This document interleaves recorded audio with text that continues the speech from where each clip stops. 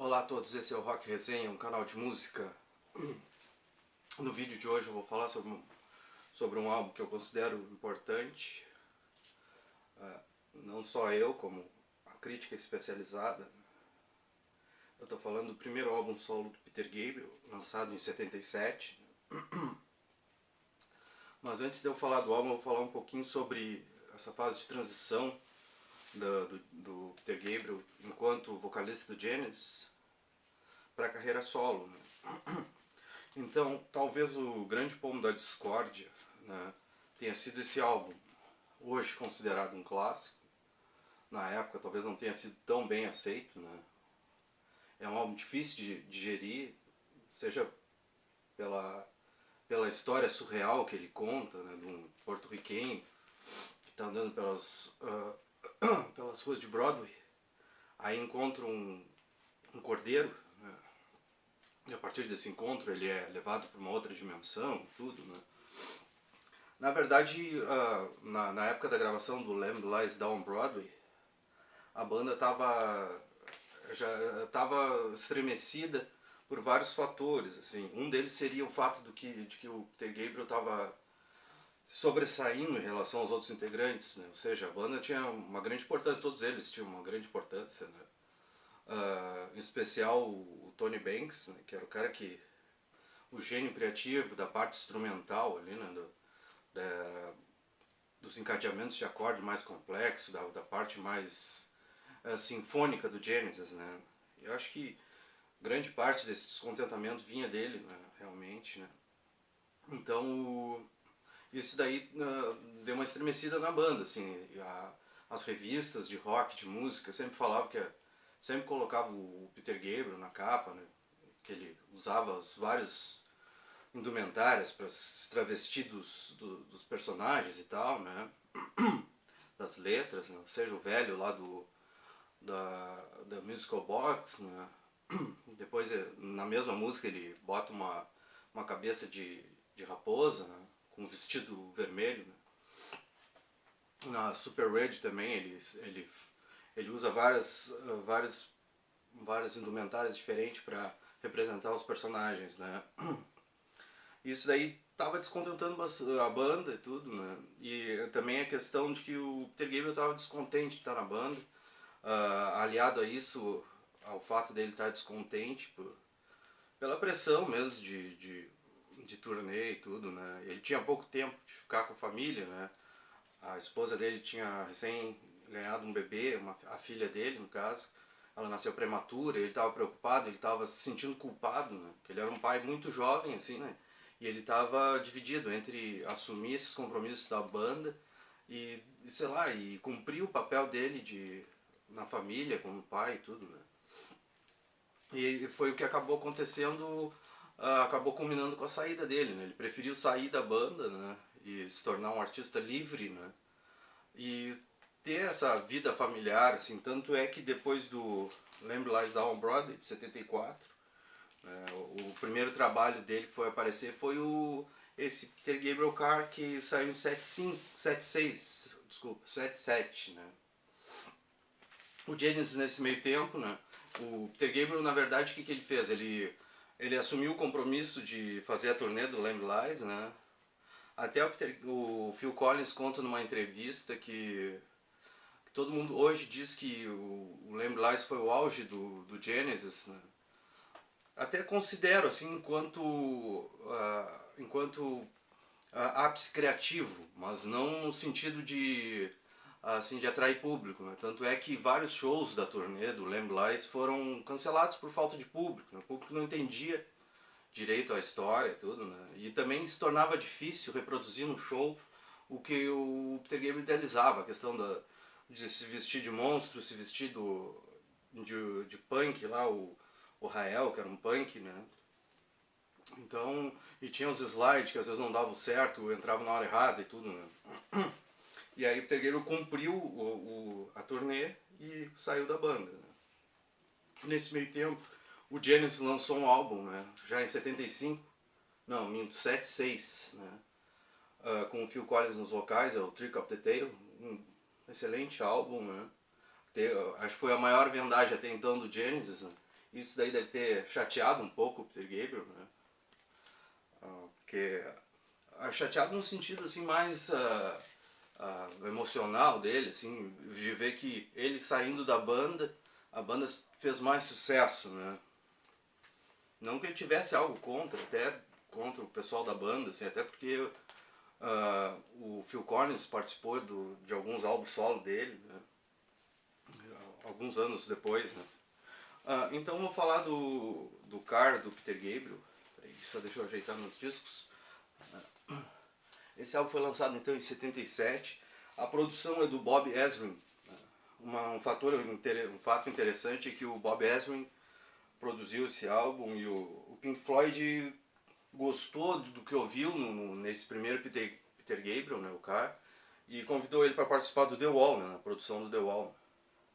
O Bob Ezrin deve ter sofrido nas mãos do Roger Waters, né? Então esse álbum aqui, ele é difícil traduzir ele com um gênero. É pop rock, é progressivo, é blues. Na verdade ele é bem eclético e o Peter Gabriel se sentiu livre para abordar diversos estilos musicais, né? E as músicas elas não são aquelas músicas padronizadas, com exceção, acredito eu, de alguma, talvez da Here Comes the Flood, né? Mas o álbum, no geral, ele não segue a estrutura, as músicas não seguem a estrutura, refrão, estrofe, ponte, refrão, né? As músicas são bem estranhas, assim, geralmente não tem refrão, a maioria delas, né? E o álbum abre aqui com o Moribund The Burgmaster. Desculpa se a minha pronúncia não estiver tão legal, né? Essa música aqui fala sobre um prefeito de uma cidade, né, no qual a cidade está sendo acometida por uma doença lá que as pessoas ficam loucas e tal, né, e ele é o cara responsável por sanar esse problema. Seria uma espécie de uma praga que assolou a cidade, né. E esse burgmaster aqui seria o presidente ou responsável por esse pessoal aí, né? Ele descobre que a única forma de acalmar essas pessoas que estão loucas, tendo alucinações, seria quando elas ouvem música, né? É a única forma de acalmar elas, né? Assim, geralmente as letras do Peter Gabriel são bastante sofisticadas, então é difícil assim traçar uma única leitura, né? Eu acredito que a música fale bastante dessa questão da importância do artista, né? Na sociedade, não só no sentido de ser o cara que denuncia, né, mas também a pessoa que torna a vida das pessoas mais harmoniosas, né? E seria um viés para o entendimento dessa canção, né? A parte sonora dela é bastante interessante para a época já, 77, né? É uma produção bastante avançada, já misturam alguma coisa, parece um loop de bateria, né? No início, e aí depois entra um rock mais com guitarra, aí daqui a pouco entra uma parte mais épica, mais orquestral, né? Aí depois tem, acho que é um dos maiores sucessos do Peter Gabriel solo, que é Salisbury Hill, né? Uma canção que, de certa forma, fala sobre se libertar, né? E dentro, muitos entendem que, assim, que a música fala desse período que o Peter estava vivendo, né? Quando ele saiu da banda. Até tem uma letra aqui, ele fala aqui, ó: para continuar em silêncio eu renunciei, meus amigos pensariam que eu era louco, transformando água em vinho, abrindo portas que em breve seriam fechadas.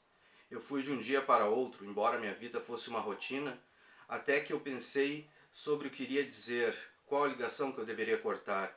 Eu estava me sentindo parte do cenário, eu abandonei o maquinário, e meu coração fez tum-tum-tum. Ele disse: oi, pegue suas coisas, eu vim te levar para casa. E então, assim, muitos analisam essa letra do Saul's Hill como uma forma dele expressar o que ele estava passando do rompimento com a banda e tudo, né? A questão de ir para casa, ou seja, cuidar da família, né? Esse negócio que ele fala de abrir e fechar as portas, né? Quando ele fala ali, meus amigos pensariam que eu era um louco, né? Na verdade, assim, uma banda tinha um sucesso bem interessante, como o Genesis, né? simplesmente ele largou fora e tal. Ele foi corajoso o suficiente de largar uma instituição, uma banda, né, que já tinha um nome, né, e começar do zero. Não do zero porque ele já era razoavelmente conhecido, assim, né, mas ele nunca teve um sucesso comercial forte. Acho que ele só foi ter um sucesso mais forte em termos comerciais com o álbum Soul, que é de 86, né, que ele teve bastante hits. O videoclipe, ele se aproveitou bastante da época da MTV, fez os videoclipes super bem produzidos e tal, né.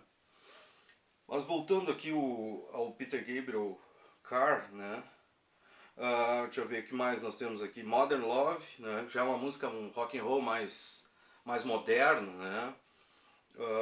Excuse Me já pega alguma coisa de music hall, né, seria aquela a música pop da Inglaterra no século XIX, né, onde tinha os clubes de variedade lá, o pessoal tocava assim, né.